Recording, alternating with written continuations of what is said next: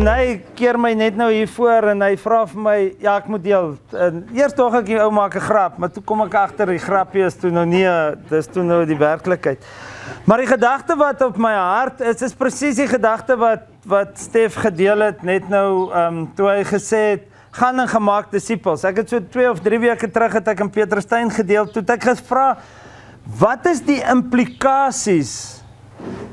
Het jy al gedink, wat is die implikasies daaraan as ons God se opdrag nie uitvoer nie? En hierdie gedagte het regtig is iets wat by my besig is om te groei en dit groei op my en dit is vir my 'n ernstige ding, want wat is die implikasies as ek God se opdrag nie uitvoer nie? Want die opdrag is, en elkeen van ons het daai opdrag gekry, gaan en gemaak disippels, doop hulle in die naam van die Vader, Seun en die Heilige Gees en leer hulle.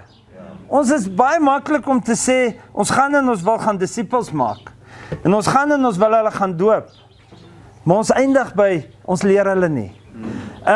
Gister toe Raymond daar so aan die kant gepraat het, toe hy daar opstaan, toe dink ek, en daar was arrogansie in my hart. Daar was regtig arrogansie in my hart, want toe hy daar opstaan, toe sê ek het al hierdie goed al gehoor. Alles wat hy vandag vir my gaan vertel, het ek al gehoor, and I was married to one, ek weet presies, sy sou, Liesel sou, julle het almal van haar geken, julle het geweet wat sy tipe persoon is, sy het jou ongemaklik gemaak met Christus. In elk geval, en ek het toe hy opstaan, toe dink ek myself, wat gaan hy my, hierdie Engelsman, wat gaan hy my leer, wat ons nie weet nie, en ek het daar gesit, en ek het my kop naderhand in skaamte gesak, want ons moet oppas dat ons op 'n plek kom, waar ons dink ons weet alles. En dan kom die Here en hy maak 'n mens net weer vinnig nederig om vir my te sê, Graris, jy's wat 'n wessel. Dis wat jy is. Moenie dink jy's iets nie. Maar dit was vir my, gister was dit regtig vir my nodig om net weer te hoor, waar begin ons? Hoe doen ons dit? Want 'n mens raak so gewoond aan dit wat ons doen. Ons is so gewoond aan, jy klim in die oggend op, en as jy 'n Toyota ry, dan klim jy in die oggend, staan jy in die oggend op, en as jy jou garage oopmaak, is die Toyota weg. Dit is raak gewoon daaraan in Suid-Afrika, want dit gebeur redelik gereeld. En so moet Christendom ook. Ons staan op, en ons sê, ag, ek gaan met hierdie ou share, want, en die Here het my net weer gister gesê, wees versigtig, dat jy nie dink, jy het al op 'n plek aangekom nie. Amper druk ek die verkeerde foon se knoppies, maar in elk geval, jare gelede, ons het en nou moet julle my help, was ons in 2010. 2010 het René vir die eerste keer Petrusstein toe gekom. En die eerste woorde wat hy, of die eerste indruk wat hy van my gekry het, het hy vir Liesel gesê, jy het 'n arrogante man. Dit was ek. Jy het 'n arrogante man. In elk geval, want ek het daar gesit en ek het myself gedink, wat gaan hierdie Engelsman, wat gaan hy my leer? Want ek het daar opgestaan en die eerste ding wat ek vir haar gesê het is, hy's Engels. Ons is Afrikaans. Ons skiet nie meer met 303's nie, ons het nou al 'n bietjie gevorder, maar in elk geval, en nou moet ons met hierdie Engelsman opgeskeep sit. Maar wat 'n groot tutor was hy vir my gewees. Wat 'n groot leermeester was hy gewees. Wat was daai, wat het hy gister gesê, wat het René? Mentor. Wat 'n groot mentor was René in my lewe gewees. Ek kan onthou van daai wat hy saam met my gery het, en dan het ek vir hom my beeste gaan wys, en dan het ek gedink, wow, hierdie is alles. Ek het dit. En dan René met my oor die Here begin praat, en dan besef ek, Graris, jy dink, jy weet niks. Ek weet die heel eerste keer wat hy vir my gesê het, ek hier moet deel, was dit in daai saal, en het hy vir my ook so onverwags betrap, en ek weet nog, ek kan dit so goed onthou, ek het nie geweet wat om te deel nie, en ek het begin om te sê, ons het 'n stoetery, maar 'n klein stoetery, nie so Anthony hulle sin nie, 'n klein stoeterytjie. In elk geval, my koeie kry nie name nie, hulle is net nommers, maar my bulle kry name. In elk geval, en ek sal dit goed onthou, ek het daai dag sê, en ek het uit name uitgehardloop. En die name wat ek vir vir die beeste gegee het, vir die bulle gegee het, was Gunston, Chesterfield, Lexington, Stuyvesant. Dis die name wat ek gegee het, want ek het uit name uitgehardloop. In elk geval, maar dis wat ek daai dag gedeel het. En die Here het met my 'n pad begin stap. En eendag staan ek hy selfe beeste so en kyk. En hulle kom hier verby en almal het 'n brandmerk op hulle bout. My brandmerk is op hulle en hier kom hulle verby en die Here sê vir my so duidelik. Hy sê Gerardus, soos elkeen van jou beeste gemerk is, so moet jy gemerk wees. Is jy so gemerk? En ek glo daai dag het die Here, daar sou het my stap regtig eintlik met die Here begin. Want daar sou het ek besef, daar's meer as wat ek gedink het. Ek bereik het al in die lewe. En toe het ons 'n suster in die kerk, ons het daar nog steeds. In elk geval, en die suster gee vir my 'n skrif. En ek lag vir haar die dag toe sy dit sê. Sy sê, dit staan in Amos. En ek het vir haar gesê, ek gaan nie hierna luister nie. Want dit is nie vir my nie. Maar daar staan, Amos het toe vir Amasia geantwoord. Ekskuus, ek het nie baie goed gelees en my klaar. Kom ons los dan nou. Maar Amos het iemand geantwoord. En Amos het gesê, ek is nie so 'n profeet nie. En ek behoort nie tot die profetiese kring nie. Ek boer met vee en ek kweek wilde. Maar die Here het my agter die klein vee weggevat. En hy het vir my gesê, gaan tree as 'n profeet op in my volk Israel. En ek het regtig, toe Mariska daai dag vir my daai skrif gee, toe sê ek vir haar, Mariska, jy die Bybel heeltemal verkeerd gelees. Dit is nie wat die Here van my verwag nie.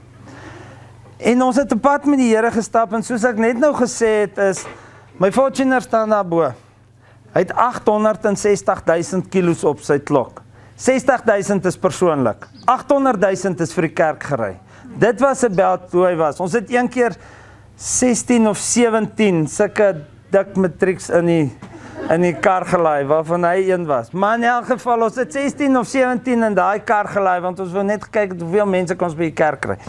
Maar in elk geval, ons het alles gedoen vir die kerk. Daar was nie 'n dag wat ons het in die oggend opgestaan en ons het gewonder, by wie gaan ons vanaand kuier?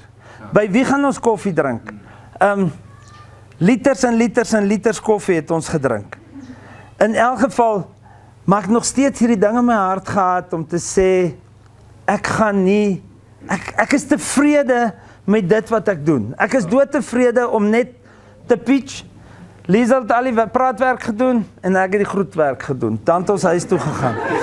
In elk geval, maar een dag toe besef ek hierdie 5 gift ministries. And the Lord makes way for you, né? Sien jy, ek kan bietjie Engels praat. And the Lord makes way for you. Jou ministry, die Here maak vir jou plek oop. Dis nie iets wat ek self gedoen het nie. En hierdie skrif was regtig vir my op 'n stadium 'n skrif waaraan ek so vasgehou het. Die Here het gesê, so die Here my God gesê, gaan wees 'n herder vir die slagskape. Hulle eienaar self slag hulle sonder skuldgevoel of verkoop hulle en sê, prys die Here, ek word ryk. Ook die skape se herders gee vir hulle niks om nie. Ek het ook meer, okay, maar in elk geval, en dan gaan dit aan en dan sê Sagaria, ek het vir my 2 kieries gemaak. Ek het vir my 2 kieries gemaak, vriendelikheid en vereniging. En dit was vir my op 'n stadium het ek gesê, maak nie saak wat se dag ek daar buite het nie, as ek by 'n ou kom vanaand, sal ek vriendelik wees. En ek sal probeer verenig. Ek sal probeer laat ons almal by mekaar kry. Dit was regtig my motto gewees om te sê, kom ons kyk, hoe kan ons hierdie, because why, ek dink ek is 'n herder. En ek wil die kindertjie heeltyd by mekaar hê. As iemand sleg is dan, of siek is, dan is ek bekommerd oor jou, dan bel ek daarom so af en toe. In elk geval, maar dit was vir my regtig gewees om te sê, laat ons hierdie ouens by mekaar maak, laat ons hulle ondersteun. En ons het nie baie vandag of hierdie naweek oor die Body of Christ gepraat nie. Maar as ek vandag hierso staan, ek sal vir the Body of Christ sal ek beklei met my lewe. Ek sal vir dit beklei met my lewe. Nou almal ken min of meer die geskiedenis en min of meer weet wat gebeur het. In elk geval, in daai dag, wat die dam onder my uitgeruk is, of die, daai dag, was dit die liggaam van Christus, wat in my sitkamer vol gesit het. Ja. Daar was nie 'n plek vir iemand anderster nie. En ek het daar gesit, en ek het, in my hart was daar 'n begeerte gewees, laat my bloedfamilie in my huis moet wees. Maar daar was nie een nie, dit was julle ouens wat daar so was. So vir hierdie liggaam van Christus sal ek beklei met my hele lewe. En ek is verantwoordelik vir elke ou in die body of Christ. Ek is verantwoordelik, al is 'n Petrus in Pretoria, is ek verantwoordelik nog in 'n mate vir hom. En hy is verantwoordelik vir my. En net so is ons, en elkeen is ons verantwoordelik vir mekaar. In elk geval, en dan eindig daai hoofstuk van Sagaria, dan staan daar so, ellende wag vir die herder, wat alles verkeerd doen, en die skape in die steek laat.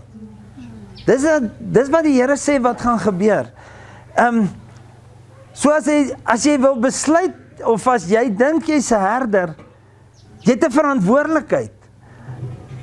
Dit is vir my, ek sê altyd, ons gaan anderster geoordeel word, en asseblief, ek probeer nou nie snaaks wees as ek dit sê nie. En dit is vir my 'n bekommernis, nê? Want ek gaan eendag staan, dan gaan die Here vir my vra, Jors, wat het in Jors se lewe ingegaan? En as ek nie in Jors se huis was nie, kan ek nie vir die Here sê wat het in Jors se huis aangegaan nie. Dan kan ek nie vir die Here sê wat in Jors se lewe aangegaan het. Never mind sy huis, ek weet hy het 'n moeilike vrou. Maar never mind sy huis. Wat het in Jors se lewe aangegaan? Skus, Lelani, moenie so worry nie, sy's nie so bad nie hoor. Maar wat het in sy lewe aangegaan? En ons is so geneig om kerk toe te kom. Ons mis nie 'n meeting nie, want daar staan, moenie onderlinge byeenkomste mis nie. Right, ons doen dit, ons gaan nie 'n meeting mis nie.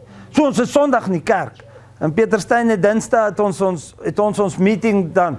En ons is Dinsdag in die kerk. Maar wat van die res van die tyd? Wat van die res van die tyd? En ek staan hier so en ek praat met myself, ek erken, ek is net so skuldig, né? Wat doen ons die res van die tyd? Is dit vir my 'n erns om die telefoon, as ek nie vanaand kan na iemand toe gaan nie, om die telefoon op te tel en te bel. Jy, Jors, ek het vandag aan jou gedink. Here het jou regtig op my hart gesit. Ek wil weet, hoe gaan dit met jou? Doen ons dit? Wie Stefan net nog gesê, ons bou nie eers puzzles nie, want ons gaan sit voor daai een oog duiwel, daai TV, en ons gaan sit en ons mors ons tyd voor daai ding. Ek het vir Lindy gesê, ons het een, maar nou nie vir my sê, ek het nie 'n TV in my huis nie, maar ons gebruik hom nie, hy's daar vir die kinders as hulle kom PlayStation speel. Maar in elk geval, want ons gaan sit, hoeveel tyd mors ons met dit? Ander dag het ek gesê, dit wat ek doen, wil ek hê moet ewigheidswaarde hê. As ek nie iets kan doen wat ewigheidswaarde het nie, moet dit liewerster nie doen nie. En dan daai hoofstuk eindig, dan staan daar, mag die swaard sy arms en sy regteroor tref. Mag sy arm heeltemal verdor, mag sy regteroog heeltemal blind word. Ouens, ek wil nie dit hê nie. Ek wil besig wees met dit wat die Here vir my, opdrag wat die Here vir my gegee het. Ek is terug net by my getuienis. Die dag wat die Here vir my gevra het, dink jy hierdie plan van my is die perfekte plan? Toe die Here dit vir my die eerste keer gesê het, toe was ek tussen Pieterstein en Heilbron op pad. En ek het met die ou op die foon gepraat. En die Here het vir my gevra, Graris, dink jy my plan is perfek? En ek het vir die Here gesê, is die swakste plan wat jy in die lewe gemaak het. Want hierdie kan nie in die plan wees nie. En die Here was doodstil, hy het niks gesê nie. Ek het omgedraai, ek het huis toe gery. Toe ek die plaas so sien, en ek draai daar af, toe vra die Here vir my tweede keer, Graris, dink jy my plan is perfek? En ek moes daar 'n besluit geneem het. Daar 'n besluit geneem het om te sê, Here, ja, ek glo die plan, of nee, ek glo nie die plan nie. As ek daai dag gesê het, nee Here, ek glo nie die plan nie, beloof ek julle, was ek vandag seker aan 'n mans in Touty of iewerste. Ek sou nie hier gewees het nie. Want die Here het met my pad gestap. Die Here het my daai dag, het die Here vir my gesê, hierdie is 'n perfekte plan. Bly in my plan. En ons kom op 'n plekke en ons dink by onsself. Ek het nou die dag gedeel oor Joshua. En daar was 5 konings wat teen hom oorlog gemaak het. En die Here het vir Joshua gesê, moenie bang wees nie, gaan. Ek gaan jou vooruit, moenie bang wees nie. Maar ons is partymal in hierdie situasie en ons dink, hier's 5 konings wat teen ons oorlog maak. Hoe gaan ons hierdie situasie hanteer? Hoe gaan ons deur hierdie ding kom? En dan sê die Here vir ons, jy kyk in die situasie vas. Ek is jou lankal vooruit. Die Here het ons lankal vooruit gegaan. Dan die opdrag wat die Here vir ons gegee het is, pas die kudde van God wat aan julle toevertrou is goed op. Hou toesig oor hulle, nie uit dwang nie, maar gewillig soos God dit verwag. Nie om eie gewin nie, maar uit toegewydheid. Ook nie deur baas te speel oor die wat God aan julle sorg toevertrou het nie, maar deur 'n voorbeeld vir die kudde te wees. En dan, wanneer die opperherder kom, sal julle die heerlikheid as onverganklike kroon ontvang. Ons het 'n opdrag gekry, gaan en gaan maak disippels. Wat gaan ons daarmee doen na vandag? Ek sê altyd op 'n huwelikskamp, dan sê ek, jy gaan terug na dieselfde stoute kinders toe en dieselfde ongehoorsame hond toe. Dis waarna toe jy terug gaan.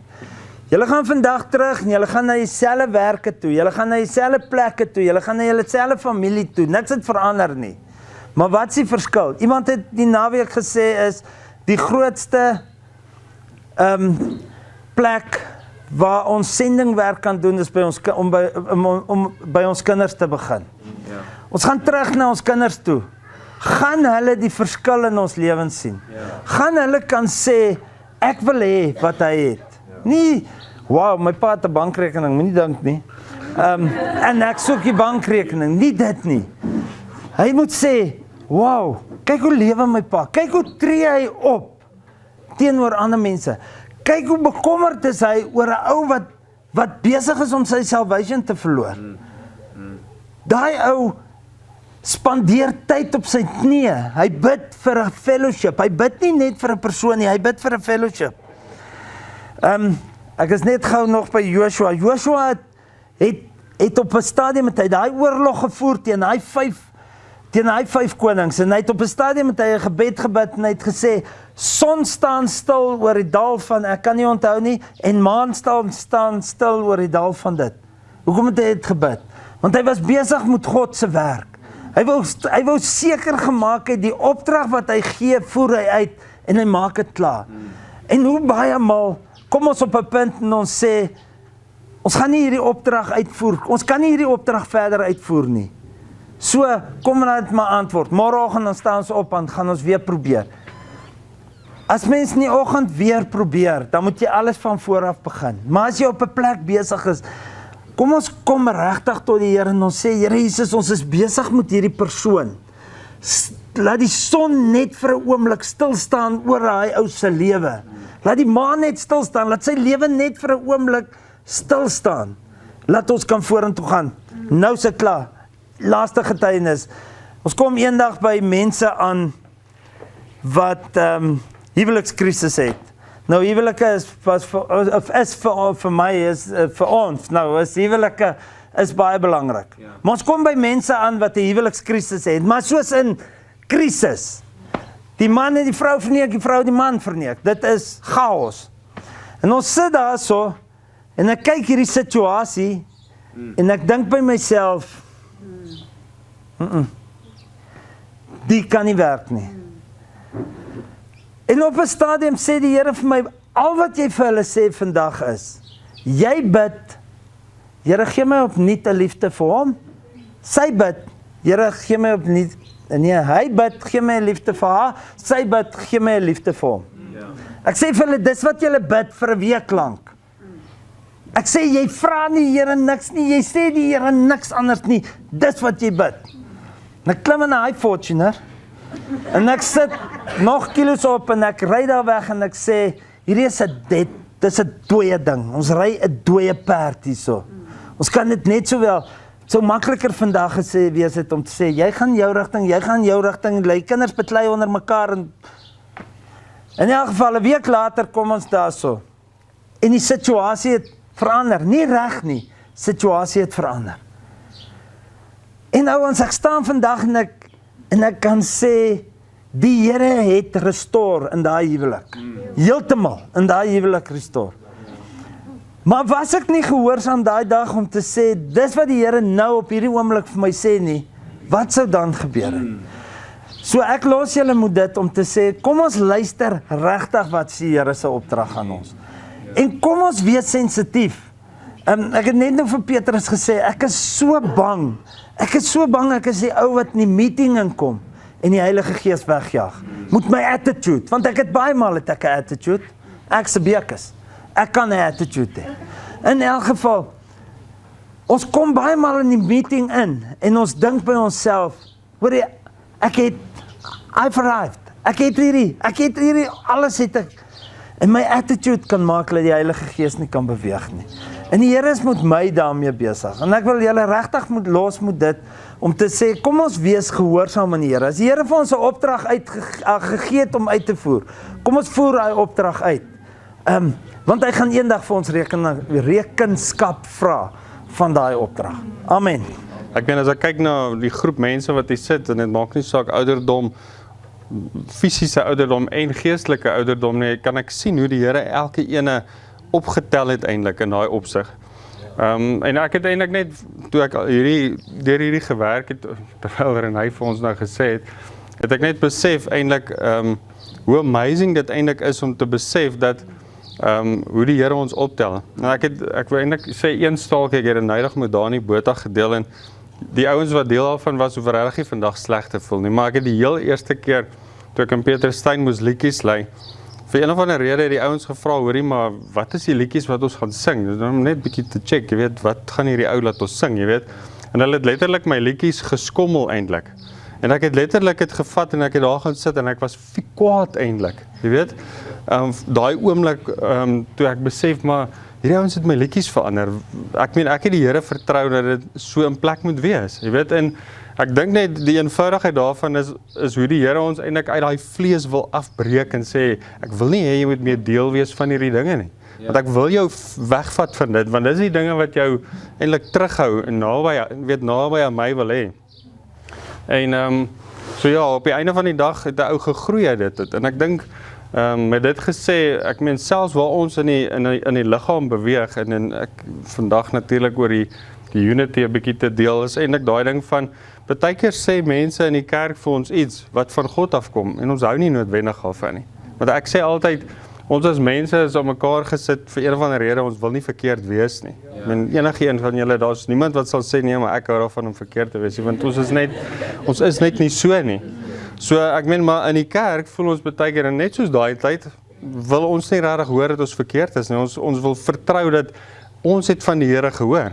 En op die einde van die dag is dit amazing, dink ek, om te besef dat 'n ou sit in 'n liggaam wat die Here dien. En of daar nou, ek wil amper sê, swak plekke in die liggaam is of nie, dit is nou maar so. Ek meen, daar's altyd ouens wat sterker is, en daar's mense wat minder sterk is, weet in hulle geloof en. Op die einde van die dag wil die Here ons nader trek aan homself, nee. En ek dink die belangrikheid is eintlik die unity wat daar is. En ek dink altyd, as ek dink aan unity, ek het nou vir die lyn gesit en kyk, weet toe jy gitaar gespeel het, net toe sy na jou kyk eintlik. Jy weet daai unity wat daar tussen 'n man en 'n vrou is. Ja. En ek sê altyd, ek kyk altyd na mans en vrouens, en party sal ek sê, ek het geen idee hoe hulle liefde vir mekaar werk nie, maar dit werk amazing. Weet van, dis net hoe die Here hulle aan mekaar gesit en by mekaar gesit het en dit werk. Ek meen, ek kan sê nee, maar ek kan nie, dit sal nie vir my gewerk het, jy weet. 'n Stupid ding, jy weet. Jy kan dalk weer sê, so, hoe werk ons in, maar op die einde van die dag, ek dink dis die amazingness van God, wat die drie eenheid is. Ja. En wat ek het noudag, ek dink vir iemand hier so gesê, wat daar's oor die 8 biljoen mense op aarde, om te dink dat julle is net een tussen mekaar, maar God moet vir elke een van ons daai unieke liefde gee. Ja. En hy gee dit. Partykeer of ons dit nou wil hê of nie, hy gee dit. Partykeer op soos ek het eintlik nou net sommer gedink net aan die goeie herder. Ek meen baie keer sê hy stok en hy staf my, maar baie keer trek hy ons nader, sê ek's regtig lief vir jou, maar baie keer wil hy sê wees versigtig. En soos ek sê, baie keer, wel ek glo meeste van die keer is dit veronderstel om uit die liggaam uit te kom. En eintlik vir ons 'n prentjie te wys van dat dit as 'n unity na ons toe kom, kan dit mos nie verkeerd wees nie. Ek meen as 'n mens in die wêreld van iemand hoor om te sê, ja, maar jy moet versigtig wees vir hierdie, want ja, miskien is dit reg, maar ek's 'n bietjie onseker oor hierdie, want ek ken nie hierdie ou nie en ek weet nie van waar hy is nie, ek weet nie wat hy glo nie, ek weet nie waar sy fondasie is nie, en sovoorts, maar as hy uit die liggaam uitkom, is dit belangrik. En ek het eintlik net, ek wil nie veel meer oor dit sê, glo ek wat die Here op my hart gesit het nie, maar ek het eintlik vandag, ek sê altyd, die woord sê dat die ring, sal ek maar sê, praat hy van die Heilige Gees is die pand van ons. Nou ek sê altyd vir wie ook al, selfs as ek dorp toe gaan, dan sit ek my ring aan, nie om vir iemand anders te wys nie, maar ek dink die selfde beginsel met ons verhouding met Christus, is wanneer ons uitgaan in die wêreld, is dit nie, ek kan my ring dra wanneer ons by mekaar is, en dit is vir soos Jakobus dra altyd sy ring, maar op die einde van die dag, kan ons kerk toe kom en hy dink van ek bring die Heilige Gees saam, as ek so kan sê, wanneer ons by die liggaam is, sodat die liggaam dan kan sê, Jakobus is op 'n goeie plek, en hy dien die Here, en hy sit sy hande in die lug, en hy bid in 'n taal, whatever ook al mag wees, maar wanneer ek uitgaan, wat is ek dan? En dieselfde dink ek is ons verhouding tussen mans en vrouens, is, soos ek nou in die begin sê, is so 'n amazing voorbeeld van wat God in plek gesit het, wat dit mooi behoort te wees. En ek maak nie saak waar julle twee beweeg nie, die mooi moet altyd daar wees, en ek glo dit is. Maar sonder die werk van die Heilige Gees, dis wat ek eintlik ook belang, ek dink dis dieselfde wat Gerard is en baie ander ook gesê het, beteken ons absoluut niks. Ons is maar net nog 'n paartjie wat rond beweeg, en noem dit maar lyk of ons lief is vir mekaar. Dat kan mooi ook wees, sonder die werk van die Here, maar ons weet natuurlik dat die werk van die Here iets amazings in ons lewens doen. En ek wil eintlik regtig julle bemoedig om te sê dat wanneer julle uitgaan, dat julle dieselfde sal wees as wanneer julle wat julle hier is. Weet dat die werk van die Here amazing is in julle lewe. En ek het eintlik net hierdie met die goeie herder het ek eintlik net gedink aan hoe amazing God se plan was eintlik om te sê, maar ek stuur die beste herder wat daar ooit kon wees, om vir julle 'n voorbeeld te wees. En ek as ou nou dink aan, dieselfde wat ek eintlik maar nou gesê het, met dieselfde met die disippels wat Jesus geleer het, en hierdie ouens het almal, daar is die naweek daarvan gedeel ook, om te sê, maar hierdie ouens het die amazingste voorbeeld gehad van Jesus homself, wat in hulle lewe gespreek het. Maar steeds het hulle op plekke gekom om te sê, maar waar Jesus eintlik vir hulle gesê het, maar as julle my sien, sien julle die Vader. Dan is daar gevra, maar toon ons die Vader. En sê, maar as julle my sien, sien julle die Vader. En ek dink op die einde van die dag, die prentjie wat op my hart is om te sê dat daar kan baie mense, daar kom altyd baie mense oor ons paaie, maak nie saak waar nie.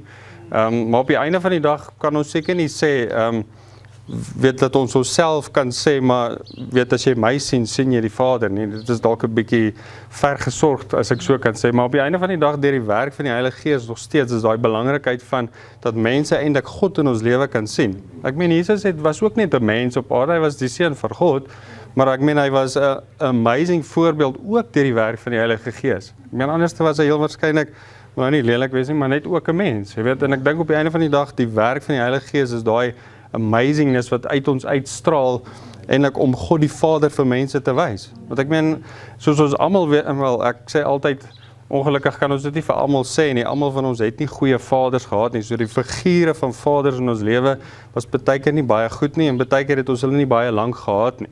Maar op die einde van die dag is God die Vader, hy's altyd dieselfde. As ek het eintlik daai verse wat ek nou dag ook gelees het in Jesaja en dan in Lukas, as jy gaan kyk na daai, hulle het presies dieselfde gesê. En vandag nog is God presies dieselfde. Hy het nie verander nie. Hy is nog steeds 'n God van liefde.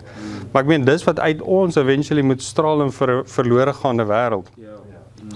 Want dan sê hy, ek wil net vir julle daai verse lees wat hy sê, ek is die deur.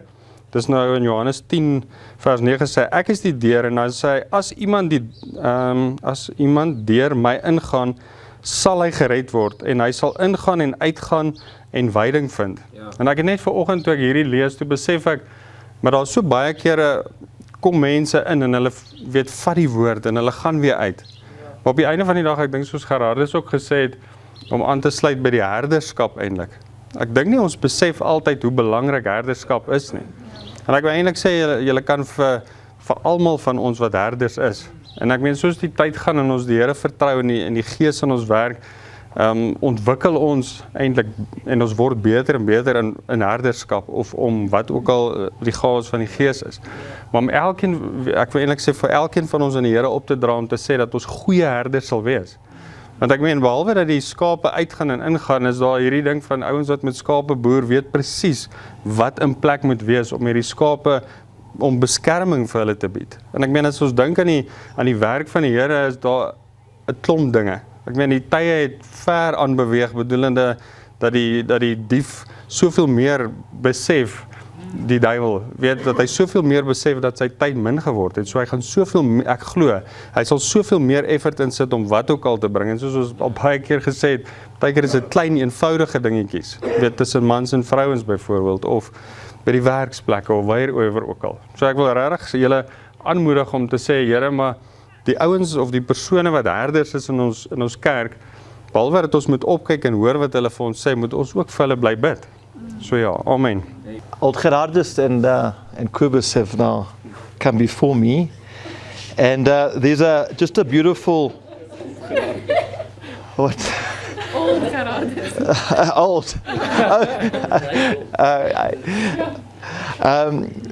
There's a lovely verse in Psalm 116, and I just want to start that says there, "What shall I render unto the Lord for all His benefits towards me?"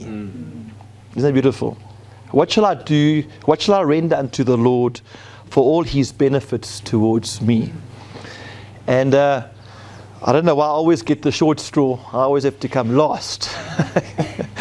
And I look at my brother Gerardus, and I think barring Renee and Lee, I'm probably, Janine and myself are probably the two that have been to the most fellowships amongst everyone here. I don't know, Steph, I don't know if I was asked to leave. As far as I can remember, I wasn't asked to leave Vanderbijl. That's where I got saved, in Vanderbijl in 2007. And it's, amen, and I do agree. I agree. Thank the Lord for that. And then Janine and I got married, and we went to Benoni for 2 weeks. And I don't know, we weren't asked to leave, but somehow we ended up at Three Rivers. We were in fellowship here for 5 odd years. And then somehow another Engelsman arrived in Pieterstein, and I would hate to know what Gerardus and Liesel said when I arrived there. You know, Renee would come and go. The Engelsman would come and go, but this Engelsman was going to stay in Pieterstein. I don't want to know what he said. And then, then the Lord added Janine and I to Frankfurt, where we've been for over 6 years already. So it's been wonderful, and I'm very grateful to the Lord. And I think the first thought is just the benefit of the body of Christ, and I can confirm what has been said by my 2 brothers that went before me. Really certain that is the plan of God being fulfilled in our lives, the body of Christ. I mean, so much so that, look at Gerardus, I made him so cross one day that he put the phone down in my ear.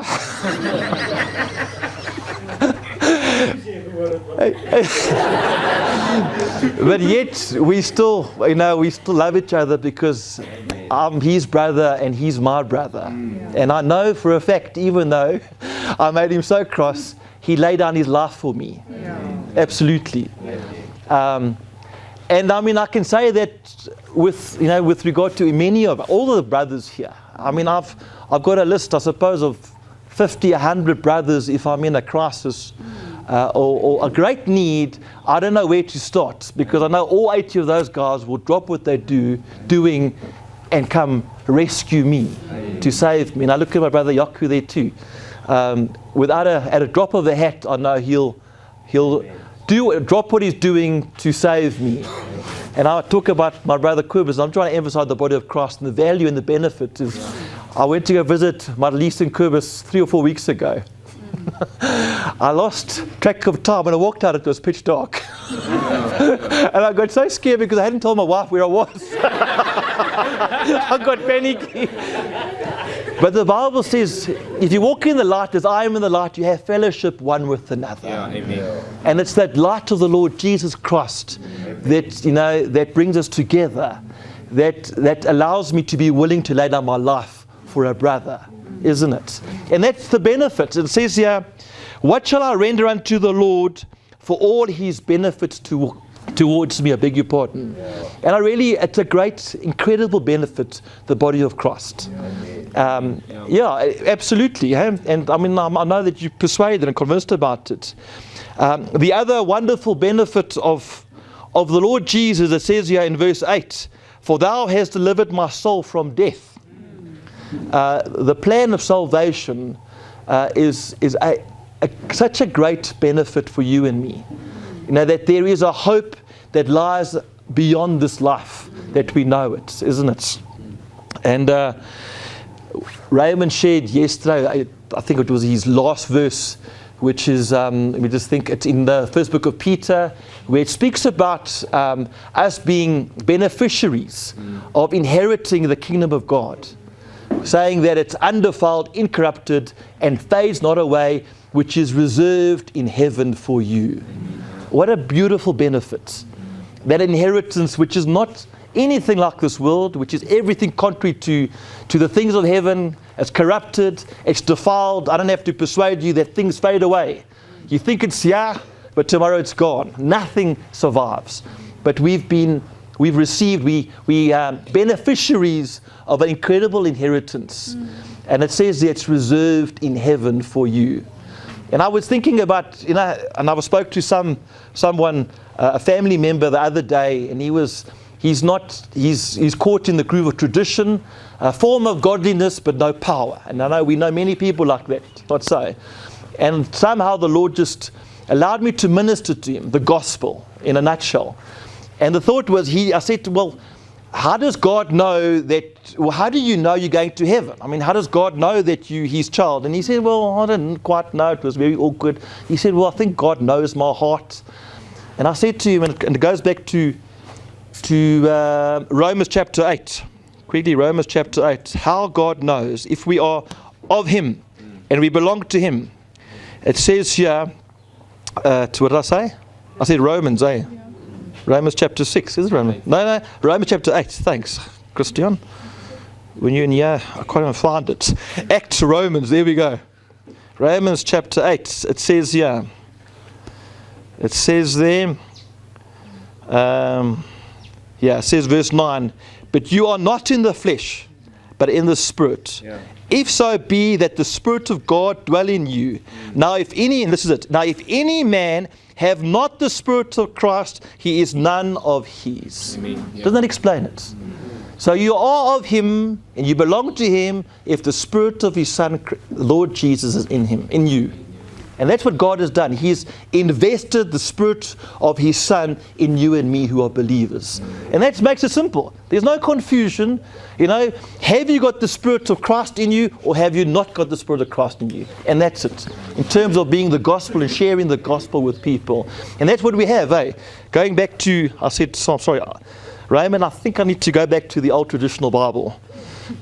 Because I now flick back and forth and I use a tablet often, but not today, and I'm looking now back for Psalm 116. And it says there, I would have been better prepared if I knew about me having to share.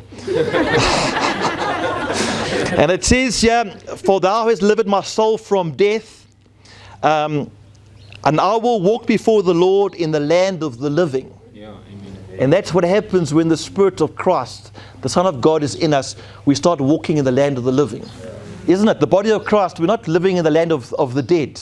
We're walking in the land of the living. Yeah. Because according to Ephesians chapter 2, it says we've been quickened. We've been brought to life who were dead in our trespasses and sins. What an incredible benefit that is, isn't it? Yeah. To now walk in the land of the living. It says there, mine eyes from tears and my feet from falling. We no longer mourn as if those who have no hope, because our hope is the Lord Jesus Christ. That same scripture in 1 Peter says we have a lively hope, who is Jesus Christ, and therefore we have received this inheritance which is undefiled, incorruptible. So my feet from falling. And it says there, what shall I render unto the Lord for all these benefits towards me? And he says in verse 13, I will take the cup of salvation. I will receive it. Acknowledging that which I've received. You know, when you say that, I'll take the cup. I'll take hold of it because I want to be part of it. I want to consume that which God has given for us to consume. He said there also, drink of this cup. This is in remembrance of mine and eat of my body, isn't it? So I'm going to take, because I've acknowledged and I'm fully aware of the benefits of the Lord Jesus Christ, that I'm a beneficiary, I will take the cup of salvation and call upon the name of the Lord. And here it says, and I will pay my vows unto the Lord now in the presence of all his people. I will pay my vows unto the Lord now in the presence of all his people. And pertaining to shepherding, being involved in the body of Christ, it says here, I will pay my vows in the presence of his people. Why? It's because I'm fully aware of who God is, what I've received. So we can't keep quiet. We can't.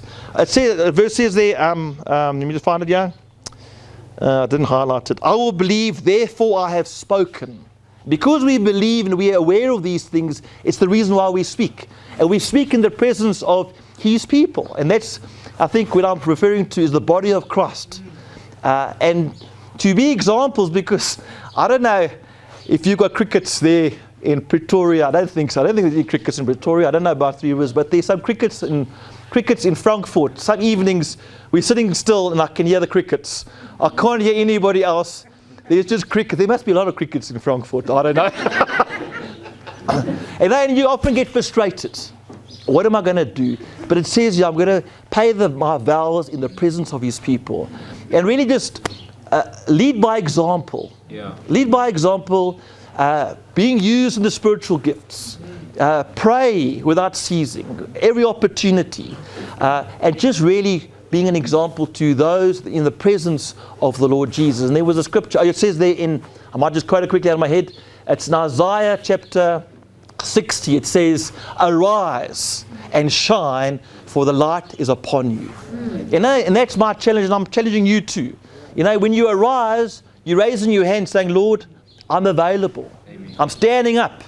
There's an American term saying, stepping up to the plate. I think that's a baseball term. You know, ready to face that ball coming.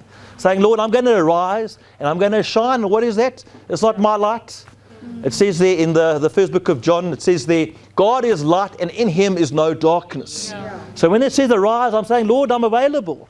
Many are called, but few are chosen. Those who are chosen are those who arise and say, Lord, I'm available. I want to be used by you.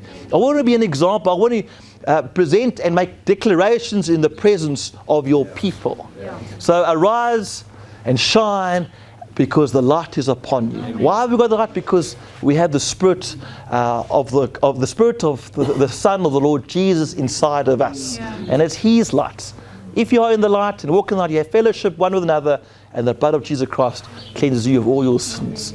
So may we arise, be willing to rise, and may we shine the light of the Lord Jesus Christ. Why? Because we've received so much. Amen. And you know, if you want to persuade people, you have to be persuaded. Yeah. Amen. You have to be absolutely persuaded about the benefits of serving the Lord Jesus Christ. Amen. And I trust you are, and may you just be encouraged this morning. Amen. Good.